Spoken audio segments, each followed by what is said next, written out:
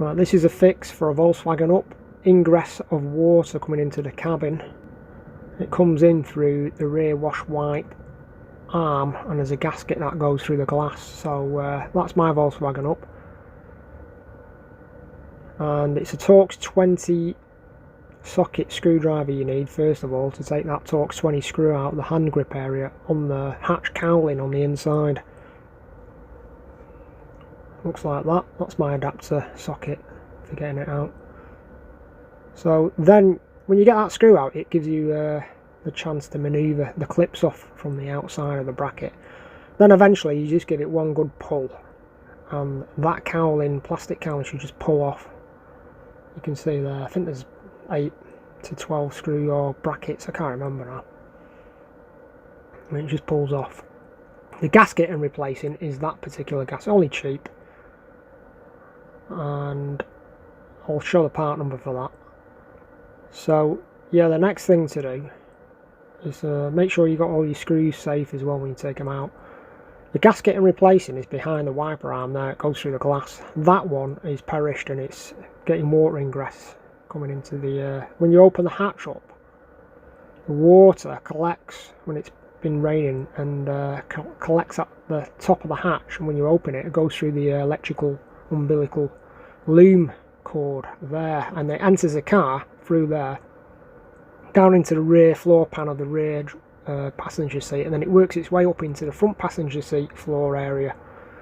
Over time this can cause damage and mould, and it can cause the seats to go mouldy and condensation on the inside of the car, and it's something that has been baffling me for a long time, and now we have a solution. And it's just a simple gasket. So take off the capping on the rear wash wipe and you'll come to a nut. I can't remember what size it is, but eventually you get the nut off. Soak it in WD-40. I advise to soak the nuts and that area in WD-40, and what you want to do then is get a flat bladed screwdriver, quite a large one, and just manipulate that off carefully, because it'll be really quite embedded into the splines. So you've got to take your time, use some freeing oil, and eventually that will come off. Obviously I pre-done it here for the video, but that'll just pop off. When you get that off, you've got to take off the wiper motor. It's 3 bolts on the inside. That's dead easy to get off. You just got to be careful when you take the bolts off, that you don't lose the bolts, because it's upside down the hatch when you're taking the motor off. So you've got to be careful there, and also be careful the motor doesn't land on your head when you pull it off, because that can just fall out of its position quite easily.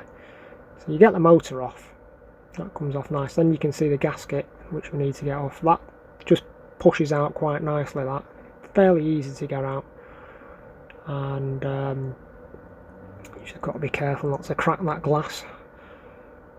Yeah, so that's the old gasket, that's perished where the water's coming through.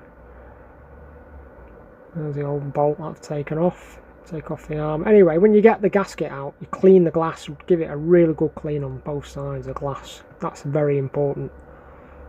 And then you've got to fit the new gasket, and the slot has got to be at 12 o'clock. There's a slot indentation at 12 o'clock. Make sure it's seated 100% perfectly on the inside of the glass, otherwise it won't work. You've got to make sure that's really nice. I won't use any lubricants putting on the gasket. Just make sure you get it on nice, take your time, and then just refit the whole process in reverse, and that should stop the water ingress. It's just had me baffled for ages, this. Anyway, it seems to solve the problem. You just refit it all back together, that just pushes back, and that's it. There, the tools are used. Thanks for watching.